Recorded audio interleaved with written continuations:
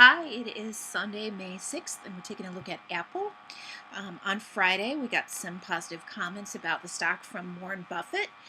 I was kind of expecting those to maybe filter in on Monday after his annual shareholder meeting, but we got them early, and that completely helped the entire market out. What happened Friday reminds me a lot of when Jamie Dimon stepped in back in February of 2016 and said that he was personally going out to the market and buying the stock with his own money, and that really lifted the whole market and sort of turned everybody's head around. Very similar setup. Obviously, we have to have follow through to make sure that it was real and that it sticks. But here we are looking at Apple. Here was Friday's beautiful, gigantic candle. You can see that the median line of the bull fork that we were targeting at 181 or so looks like it splits the daily candle right down the middle. So doubled up on a takeout of that median line of that $181 price. Measured move that I gave you before earnings was times 2 the April low to the take back of the 50-day. So this April low down here to the take back of where the 50-day was after reporting earnings, and times 2 up would have taken you to 184.63, and our high on Friday got to 184.25. So I would say we're real close there on taking out that measured move. We closed above the median line of the bull fork. So if we're going to stay in the area above this fork and above this measured move target here, then I think we can go on and look at another measured move target that would take us all the way up to 197.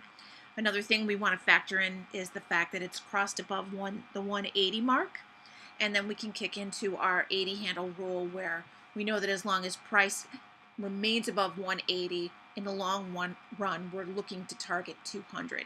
On a fail to hold 180, we're looking on a rollback down to 165. A rollback down to 165 would take us into these SMAs down here and filling this gap to the earnings close going into the report. But as long as the price sticks here and keeps on consolidating in this area, maybe within Friday's range, I think we have a really good shot at aiming at 200 for Apple, by way of stopping at a measured move mark at the top of this fork and at the 197 handle.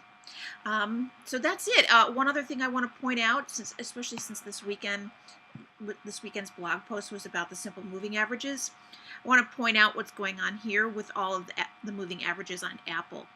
You can see that everything is pointing up nicely. Here's our 10-day, our 20-day, and our 50-day simple moving averages. And it might be hard to see on the video here, but trust me, the 10-day simple moving average is like a shoehorn right here. It's made a complete turn up. It's going to come crossing through a rising 20-day, and then it's going to go crossing through a rising 50-day. And provided that those aren't treated as overbought signals, that 10-day will cross up through these other SMAs and send out further buy signals to the market. So as long as the broader market sticks, as long as this new momentum and this new attitude that started developing towards Apple after they reported and was reiterated by Buffett on Friday, I think that that's a good prophecy for the whole market overall.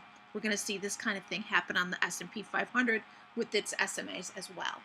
Apple is a very good proxy for the overall market because it's not just a big part of the S&P 500, but it's a huge part of the Dow and obviously a huge part of the NDX. So it really is a good proxy for the overall market, and you can really take the things that you see on the S&P 500 chart and apply it here on Apple and vice versa.